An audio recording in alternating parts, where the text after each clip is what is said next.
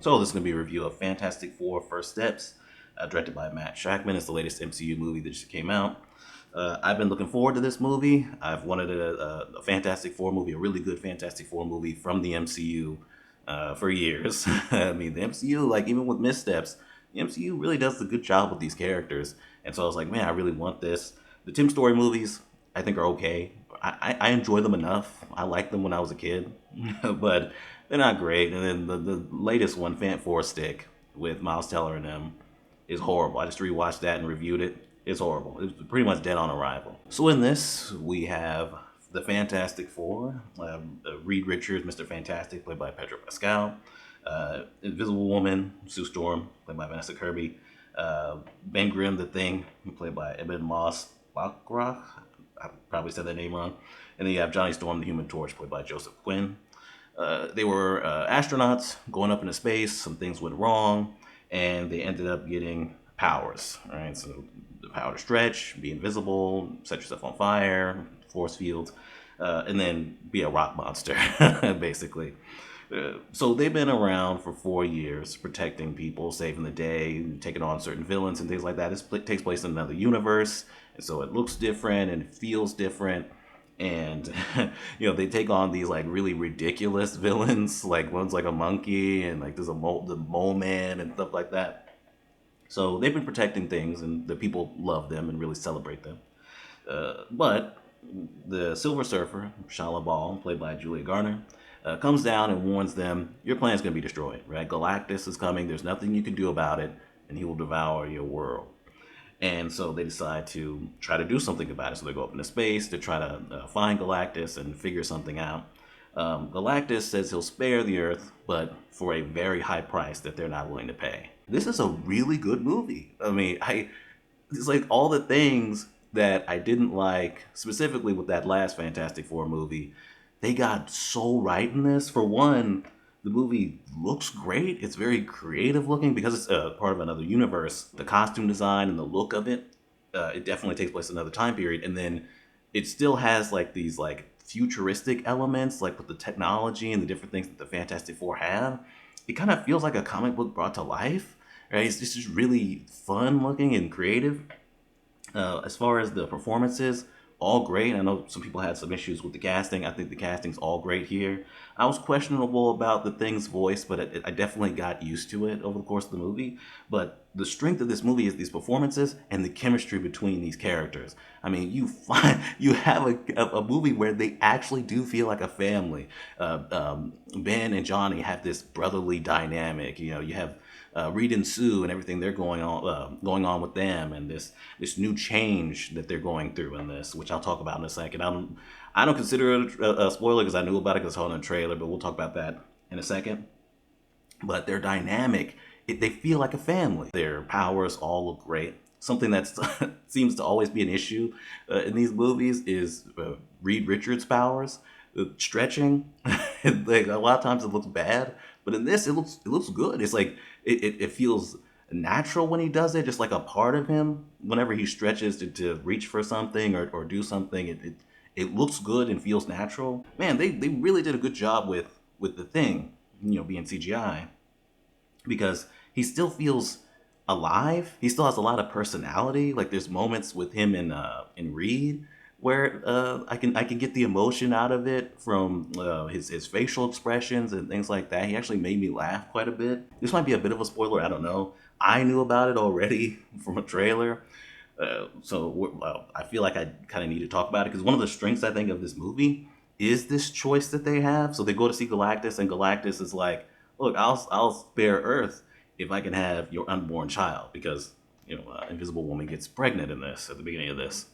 And so there's this moral question of, sacrificing your child for the Earth and for everyone. And then, the people turn on them as a result of, them not being able to go along with this and give up their child. And of all the movies I've seen where superheroes have the public turn on them, I mean, it just recently happened in Superman, Spider-Man, it happens a lot. Of all of them, I think this is the most realistic and understandable version of that, where it's like, I get it. Like they're panicking, they're scared.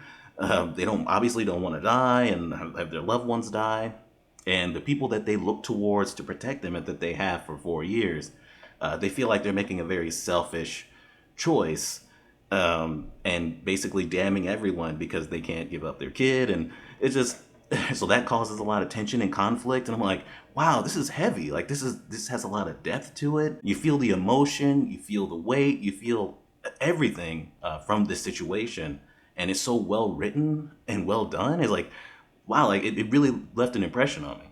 As far as the Silver Surfer, people were complaining about her. Obviously, there were the anti-woke people like, oh, she's a woman. This is a female version, even though the female version is from the comics. So whatever, those people are going to complain no matter what. But there were people who were like, oh, it looks kind of questionable. She doesn't look all that great design-wise and CGI-wise. But actually seeing the movie, she looks great. Like you see the facial expressions on her. She has the backstory that's honestly very similar to the Rise of the Silver Surfer. This basically just feels like Rise of the Silver Surfer done again and done much better.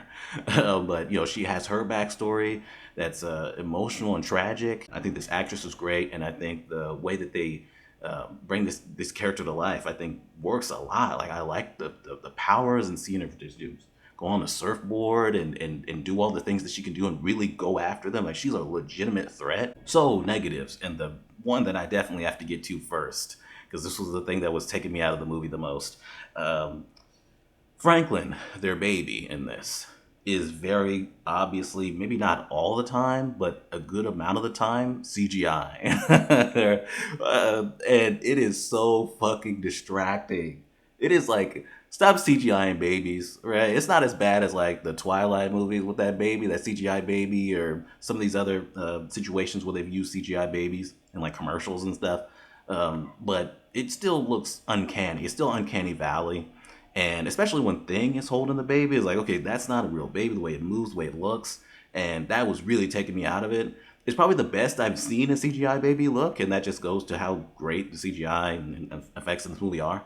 But it's still distracting, and there's definitely, I feel like, a way around this, maybe, or just make it look a little bit better. But CGI baby, not a good idea. Johnny Storm, I think Johnny Storm is great, but it does feel like they just kind of came up with something for him to do. It's like, okay, he's really obsessed with interpreting this alien language, this language that's more than likely the same language that he heard Silver Surfer say towards him. And I'm like, man, like that feels like a stretch that he was able to just interpret that language, right? Like this is Johnny. It's not like it's Reed or somebody. And he's like really obsessed with it. And it does feel like hey, let's put you on a side mission real quick. This will be important later, but as of right now, go over there and do this. And so that didn't work all that well for me. It does feel like Silver Surfer doesn't get as much development as she should have, especially with this tragic backstory. Like there's a lot there, and I feel like there should have been more Silver Surfer in this movie, and we really should have done like a full arc with Silver Surfer and her thing with Galactus, and that past that they have, and the reason why she's his herald in the first place, and things like that. Basically what they did in Rise of the Silver Surfer. I definitely think there should have been more of that in here, right? And if you really wanted to give Johnny something to do, give a little bit more with Johnny and her. So by the time we get to the end of it, it did kind of feel like it was lacking in its in the final payoff. Like with other superhero movies, and I feel like this is going to be a problem with all of them going forward, kind of. At least the ones where it's like, okay, we don't really want to do the origin. It does feel like this is like we're missing a movie. Like we should have gotten an origin movie, and then this is the second one. Especially with this being like a redo of the second Tim Story movie. It does feel like there's like has to kind of like rush through details of them in this presentation type thing, which I actually think is a pretty good way of still kind of having the origin in this. But I do feel like you missed something from a newer version of these characters and not actually seeing them be introduced to them and see them get their powers and then go forward. You know what I'm saying? You have to kind of rush through giving us information about them, or give us text like in the Superman movie and then kind of move on. So yeah, I'm going to give it awesome. I think that it's a little bit better than Superman because the writing of Superman is not great, but I like them around the same. I think they're around the same level where it's like, wow, these are really good. And, I enjoyed them a lot. And immediately after seeing them, I wanted to see them again. So we're kind of getting some good comic book movies lately, and I hope that trend stays around. But anyway, yeah, that's Fantastic Four: First Steps. Awesome, and we're done.